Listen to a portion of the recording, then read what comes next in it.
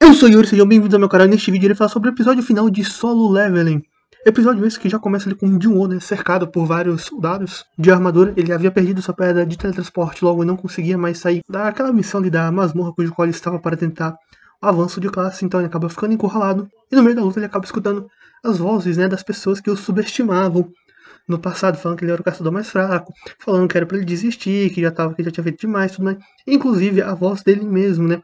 Ele se vê na época cujo ele era mais fraco. E ali o eu dele do passado falando, nossa, esse corpo é diferente, será que sou eu realmente eu? Falando ali também sobre o sistema, né? Que ele ficou um pouco arrogante, né? Por ter sofrido um pouco de força, achou que ia dar conta das coisas. Ou seja, o estado psicológico dele ali, a cabeça dele é mexendo com ele para que ele perdesse a motivação. Então, de um meio que conversar, né? Ficar escutando o eu dele do passado falando. Também a questão sobre o sistema, ele acaba sendo dominado e quando ele recebeu o golpe final, o sistema, né, acaba salvando ele. Ele tem toda uma relação dele com o sistema. O sistema parece estar querendo salvar ele, né, ajudar ele de alguma forma, já que o sistema está usando ele para o seu bem, né, para o seu benefício próprio. O sistema usa ele e ele está usando o sistema, se aproveitando do sistema. Então, se utilizando o sistema, por ele não ter feito a missão diária, ele sofre penalização e é mandado para a zona de penalização, salvando assim a vida dele, que ele iria perder ali já na zona de penalização.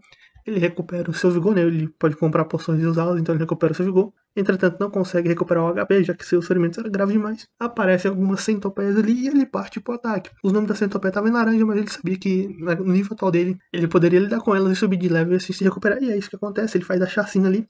Durante 4 horas fica matando as centopeias. E após as 4 horas ser matado várias centopeias, ele usa ali a loja de sistema para se equipar, melhorar seus equipamentos. Inclusive arruma uma adaga que aumenta o dano contra cavaleiros de armadura. Então, após as 4 horas, ele melhor preparado e completamente curado e recuperado o vigor, ele volta para a masmorra e começa a reenfrentar os cavaleiros. Só que agora, mais atento, recuperado, ele percebe que não está ganhando XP por mais que ele derrote os cavaleiros. Então ele dá uma analisada no ambiente e percebe que os magos que estão invocando eles por portais, o descobre que há 6 magos, então começa a partir para cima dos magos, eliminando eles um a um. Quando restava apenas 3, esses 3 se juntaram para criar um golem, né? Dadas as armaduras de cavaleiro que ele já tinha matado. Os magos perceberam ali a intenção dele, que era matar eles, e se os magos morressem não apareceriam mais cavaleiros. Só que esse golem não segura muito o Dion, apesar dele ter maior força, o Dion consegue aguentar os golpes do golem, elimina os magos, já que agora tinha menos cavaleiros. Como os magos juntaram todos os cavaleiros para formar um golem, acabou diminuindo a quantidade para aumentar a qualidade. O Dio com um caminho mais livre liquida os 3 magos e depois liquida o golem que ficou para trás, concluindo assim a missão extra ali para subir de classe. Ele conclui a missão com quase 4 horas e meia, né? Foram 4 horas, 29 minutos e 16 segundos para ele concluir, e ele acaba ganhando ali a melhora de classe, que no caso é Necromante. E ganha também vários bônus ali, como o sistema não esperava que ele durasse tanto tempo, a quantidade de HP restante, inimigos derrotados, ele pode ter eliminado todos os inimigos, por conta de vários fatores, né? Ele ganhou vários bônus ali.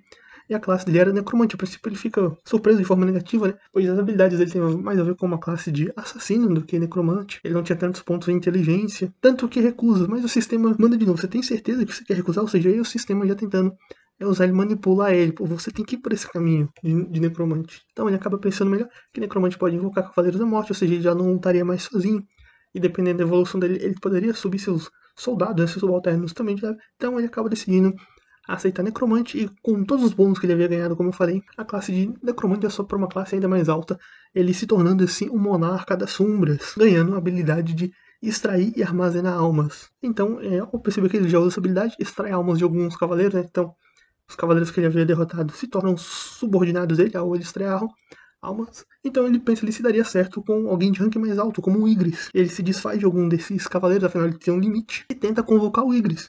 Falha por 2 vezes, então ele meio que questiona ali o Igris, né, que já tá morto. Fala, pô, você vai mesmo ficar aqui defendendo um trono empoeirado, esperando um rei que não se sabe quando vai voltar? Por que você não se levanta e serve a pessoa que está aqui na sua frente? Então depois de todo esse discurso motivador, o Igris se ergue, né, tanto aquela frase lendária, né, que muita gente fala, erga-se, que ficou marcado por muita gente, ou Arise, como é colocado lá. O Igris então se ergue para ser leal a ele, virar subordinado dele. O Jin-Woo dá o mesmo nome, já que como o Igris tem um ranking mais alto, ele pode nomear, então ele dá o mesmo nome, mantém o nome de Igris. O Igris é ranking 7, e os outros estudinhos foi ranking 1 normal, regular. O Igris ranking mais alto. E temos lá o anime basicamente terminando com o Igris e os outros soldados lá, inclusive os magos, se curvando ao Jin-Woo como seu novo mestre e Lorde. No decorrer do episódio também mostrou ali a irmã dele preocupada, que ela deixou um lanche pra ele, só que ele não tinha voltado. E nesse meio tempo ele tava lá tomando surra, apanhando, apesar que Aí ele já tinha sido teletransportado para a zona de punição, né? A irmã dele não preocupou, ele não voltou até agora, será que você tá com o namorado? Fala, né, é impossível. E lembrando que no outro dia tinha reunião de pais e mestres, ou seja, ele teria que acompanhar ela na escola lá, ver como tá as notas dela. No episódio também mostrou o presidente da associação, o Go, junto com o Jichu ali conversando, né, sobre a questão da ilha Jeju. O Go acabou não indo, porque ele já tinha mais idade na última raid. O Jichu tinha ido, mas ficou mais na parte de comunicação. A questão da nova raid que o Choi havia pedido, né, pra eles. E o Go ali, no final do episódio, quando tá lá o Jinwoo falando, tentando fazer o Igris se levantar, falando sobre novos caçadores, que todo dia os caçadores, a partir do momento que eles se despertam, a força dele nem aumenta nem diminui, mas é que ele pode evoluir suas habilidades deles de combate, de trabalho em grupo, sua coordenação, que é isso que os coordenadores podem melhorar, e que eles só podem ficar mais fortes ou mais fracos com um segundo despertar. E eu vou falando ali que todos os dias há sempre alguém despertando, né? Fazendo referência ao Jinwoo que despertou suas habilidades e ele despertando o Igris novamente. Então surgindo ali um novo caçador proeminente para a Coreia que vai ajudar bastante eles. Enquanto isso, o Choi, que havia ido para a ilha Jeju, juntamente com a Chai e outros caçadores ali, o piloto do helicóptero disse que captou algo nas câmeras, né, algo que tinha com Mana. Então eles pegam aquilo, pousam em outro lugar, e era um corpo de uma formiga. Então o Choi deduz que as formigas estão evoluindo, se aprimorando. Afinal, ele tinha avistado lá na raid anterior, o que deixou ele bastante traumatizado por conta das perdas que teve lá, e que é normal de acontecer para quem vai com ele da ilha, acaba voltando com grandes cicatrizes. Então acabou com esse gancho aí das formigas já evoluindo e tentando sair da ilha, o que se isso acontecer pode ser um grande problema para a humanidade, afinal ninguém conseguiu deter os monstros daquela ilha, então se chegasse no resto do continente o caos estaria instalado. O Jinwoo chegando na classe de monarca das sombras, com a ajudinha do sistema, né? O sistema favorecendo ele, teve também ele lidando com os problemas psicológicos, tentando afetar ele quase perdendo a vida novamente, mas conseguiu, com sorte, né? O sistema até diz, quando ele entra lá, boa sorte, sistema de sorte. Também é necessário ter sorte, uma sorte, ajuda do sistema ali, com ele usando o sistema usando ele. Todo um arquiteto, uma arquitetura sendo desenvolvida por trás disso tudo. O John acabou ficando mais forte, desculpa, ganhou sua nova habilidade, agora ele não vai mais lutar sozinho, vai ter companheiros com ele, ficando ainda mais poderoso. E foi isso que aconteceu neste episódio, o final de forma bem resumida. E agora sobre o que eu achei dessa primeira temporada. Eu gostei bastante, a animação foi muito bonita. O que mais me incomodou foi no episódio anterior, teve uma cena que ficou meio tostinha. E essa animação foi muito bem feita em todos os momentos. Nas lutas, obviamente, separa meio da luta. Eles fazem mais vultos, até para economizar, não fazia aquela coisa tão fluida. Em alguns momentos estava fluido, outros nem tanto.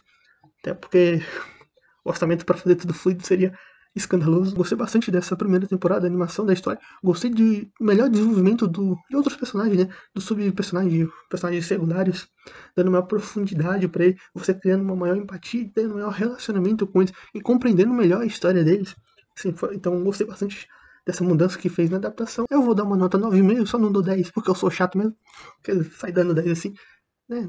9,5. Eu não achei tudo perfeito. As músicas, gostei tanto da opening quanto da end, o que é raro gostar da end, mas eu gostei principalmente em português. Eu gostei mais da end em português do que na versão original, e a opening eu preferi na versão original mesmo do que em português. E logo após a exibição do episódio do anime, já foi divulgada a sua segunda temporada, que dará o nome de Solo Leveling Season 2, Arise from the Shadow, fazendo referência à frase que eles usam, né, do Arise Legacy. O nome da segunda temporada vai ser Arise from the Shadow. Teve até um teaser ali curtinho também que foi lançado, confirmando a segunda temporada, mas isso já era esperado por maioria dos fãs. Afinal, quando foi anunciado o anime de Solo Leveling, prometeu de 23 a 25 episódios. Como só tivemos 12, obviamente, mais uns 12 episódios devem vir. Afinal, o Solo Leveling foi planejado com esse split cool que vai ter. Não foi revelada a data, mas os Split Cool geralmente costumam ir de 3 a 6 meses. Ou seja, a segunda temporada ou segunda parte de Solo Leveling, como preferirem, deve chegar em julho ou em outubro ainda desse ano. No mais tardar, só se esse Split Cool for bem mais longo, no começo do ano que vem, mas eu acredito que deva voltar ainda esse ano. É isso que eu tinha para falar desse episódio e também dessa primeira temporada. Me digam o que acharam dessa primeira temporada, se já estão ansiosos para uma segunda temporada e até onde vocês acham que vai ser adaptada. Eu acredito que deve ser até o final da torre, ou então se eles derem uma rushada até a conclusão da ilha Jeju. Se gostou do vídeo, dá like, se não gostou, dá dislike, tchau e até a próxima.